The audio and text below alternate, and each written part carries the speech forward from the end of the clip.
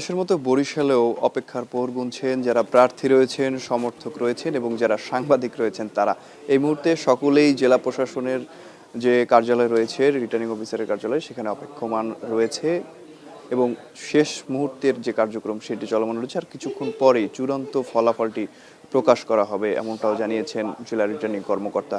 এবং এখন পর্যন্ত বরিশাল জেলার যে 6টি আসন রয়েছে সেখানে মোট ভোট কেন্দ্র রয়েছে 833টি। সেখান থেকে 237টি ভোট কেন্দ্রের ফলাফল এখন পর্যন্ত আমাদের হাতে এসেছে এবং সেখানে যেটি দেখা যাচ্ছে সরকারি ফলাফল অনুযায়ী সেখানে বিএনপির যারা প্রার্থী রয়েছেন তারাই আসলে বিজয়ী হয়েছেন এখন পর্যন্ত সরকারি তথ্য মতে। এবং বেসরকারি যে তথ্যটি জানা গিয়েছে তাতে দেখা যাচ্ছে যে ধানের শীষের যারা প্রার্থী রয়েছেন তারাই এখন পর্যন্ত বিজয়ী রয়েছেন, তবে সরকারিভাবে সেটি এখনো ঘোষণা করা হয়নি। আমি একটু বরিশাল আসনগুলোর যে কেন্দ্রগুলোর এখন পর্যন্ত ভোট গণনা শেষ হয়েছে সেগুলো একটু জানিয়ে দেই। বরিশাল 1 আসনে 42টি কেন্দ্রে ধানের শীষের জহিরুদ্দিন স্বপন পেয়েছেন 34,303টি ভোট। স্বতন্ত্র প্রার্থী ইঞ্জিনিয়ার আব্দুস সোবাহান 12,698 ভোট। দাঁড়িপাল্লার কামরুল হাসান খান 14,095টি ভোট। এবং বরিশাল 2 আসনের 32টি কেন্দ্রের ফলাফল যদি জানাই একটু, ধানের শীষের শরফুদ্দিন আহমেদ সান্টু 28,733টি, দাঁড়িপাল্লার আব্দুল মান্নান 17,259 ভোট পেয়েছে। এবং বরিশাল 3 আসনের 17টি কেন্দ্রের ফলাফলে ধানের শীষ জয়নুল আবেদিন 10,607টি, ইগল ব্যারিস্টার ফুয়াদ 9,907টি ভোট পেয়েছেন। বরিশাল 4 আসনের কথা যদি বলি, 48টি কেন্দ্রের ভোটের ফলাফল হচ্ছে দাঁড়িপাল্লার আব্দুল জব্বার 22,646টি ভোট পেয়েছেন এবং বিএনপির রাজীব আহসান 43,051টি ভোট পেয়েছেন। বরিশাল 5 আসন, যে আসনটিতে এই মুহূর্তে আমি রয়েছি, 43টি কেন্দ্রে ধানের শীষের যিনি প্রার্থী রয়েছেন মুজিবুর রহমান সরোয়ার, তিনি পেয়েছেন 30,437টি ভোট। হাত পাকার ফয়জুল করিম পেয়েছেন 16,055টি ভোট এবং মই মার্কার মনীষা পেয়েছে 5,086টি ভোট। স্ট্রবেরি সুপার ডটেড ও ক্লাসিক ভ্যারিয়েন্টে সেন্সেশন জাগুক শিহরণ। এবং সবশেষে বরিশাল 6 আসনের কথা যদি বলি, 55টি কেন্দ্রের যে ফলাফল প্রকাশ হয়েছে তাতে হাত পাকায় ফয়জুল করিম পেয়েছেন 15,091টি, ধানের শীষের আবুল হোসেন 39,880 এবং দাঁড়িপাল্লার মাহমুদুন নবী তালুকদার 26,110টি ভোট পেয়েছেন। এবং একটু জানিয়ে রাখি যে বরিশালের যে কেন্দ্রগুলো রয়েছে আমরা সকাল থেকেই দেখেছি, সেই কেন্দ্রগুলোতে এখন পর্যন্ত সুষ্ঠু সুন্দরভাবেই কিন্তু সব কার্যক্রম পরিচালিত হচ্ছে। বড় কোনো ধরনের অপ্রীতিকর ঘটনা এখন পর্যন্ত আমরা শুনিনি কিংবা কোনো তথ্য পাওয়া যায়নি।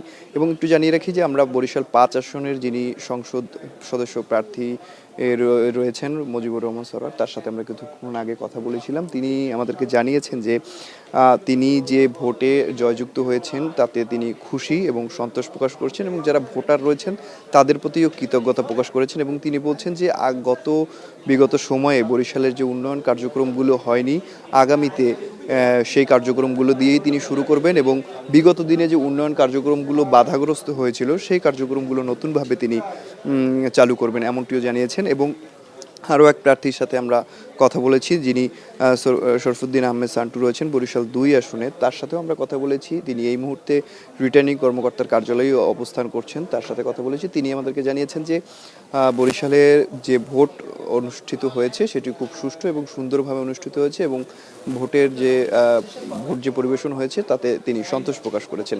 এবং ভোটারদের সাথেও আমরা কথা বলেছি, তারা বলছেন যে বিগত সময়ের তুলনায় এবছরের ভোট খুব সুন্দর এবং সুষ্ঠু পরিবেশে তারা দিতে পেরেছেন এবং তাদের যে পছন্দের প্রার্থী তাকেই তারা ভোট দিতে পেরেছেন। এবং বরিশালের আসনগুলোর কথা যদি বলি, আমরা সব আসনেই ঘুরেছি, আমরা দেখেছি কোথাও কোনো বড় ধরনের অপ্রীতিকর ঘটনা ঘটেনি। সবাই খুব সুন্দরভাবে সুশৃঙ্খলভাবে সকাল থেকেই ভোট দিতে গিয়েছেন কেন্দ্রগুলোতে। তবে মহিলা ভোটারদের কিংবা নারী ভোটারদের উপস্থিতি আমরা কিছুটা কম দেখতে পেয়েছি ভোট কেন্দ্রগুলোতে। একটু যদি ভোট কাস্টিং হয়েছে কত শতাংশ সেটু একটু জানিয়ে রাখি যে গৌরনদীতে 62.1% ভোট কাস্ট হয়েছে, আগলঝাড়ায় 61.71, উজিরপুরে 58.2%, বানেরুপাড়ায় আনুমানিক 60% ভোট, মুলাদিতে 51.79% ভোট, বাবুগঞ্জে 54.6%, মেহেন্দিগঞ্জে 56.74, হিজলাতে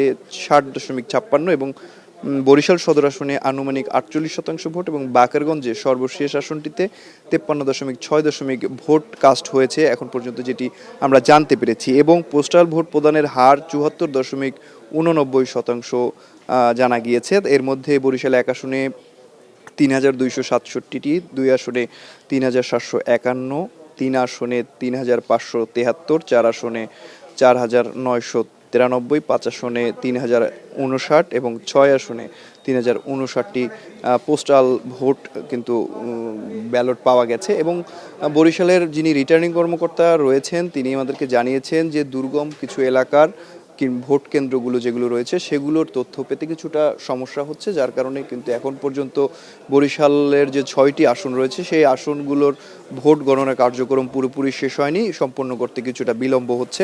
তবে এখানে কিন্তু প্রার্থীরা সেই বিকেল থেকেই আসলে অপেক্ষা করছে বরিশালের আসনগুলোর প্রার্থীরা তাদের ফলাফল জানার জন্য। তারা বেসরকারিভাবে জানতে পারলেও সরকারিভাবে যে ঘোষণা সেটি কিন্তু এখনও বরিশালে রিটার্নিং কর্মকর্তা প্রদান করতে পারেনি। এবং এখানে কিন্তু বিকেল থেকেই যারা সাংবাদিক রয়েছেন তারাও অবস্থান করছেন এবং তারাও অপেক্ষা করছেন।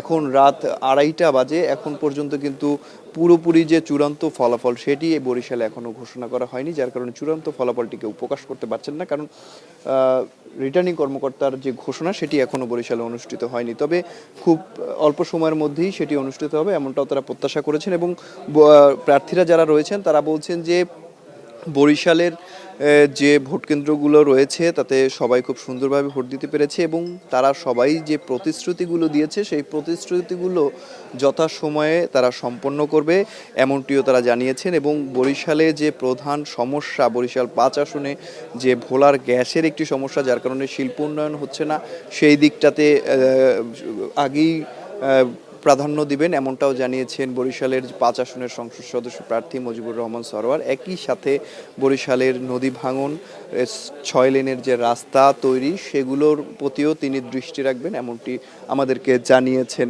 এবং আর একটু জানিয়ে রাখি যে বরিশালের সবগুলো আসন থেকে এখন পর্যন্ত তথ্য না আসার কারণেই কিন্তু যে রিটার্নিং কর্মকর্তার কার্যালয় থেকে যে তথ্যগুলো দেওয়া সম্ভব ছিল কিংবা রিটার্নিং কর্মকর্তার যে ঘোষণা সেটি কিন্তু এখন পর্যন্ত আমরা হাতে পাইনি, যার কারণে চূড়ান্ত ফলাফল সরকারিভাবে আমরা বলতে পারছি না। তবে বরিশালের বেসরকারিভাবে যে ফলাফল আমরা পেয়েছি তাতে বিএনপির মনোনীত প্রার্থীরাই বিজয়ী হয়েছে। এবং এতটুকুই ছিল আমার কাছে বরিশালের নির্বাচনী ফলাফলের সর্বশেষ। আমরা যাব ঢাকায়, সেখানে রয়েছে আমাদের সহকর্মী আফজাল, তিনি জানাবেন ঢাকার নির্বাচনী ফলাফলের সর্বশেষ।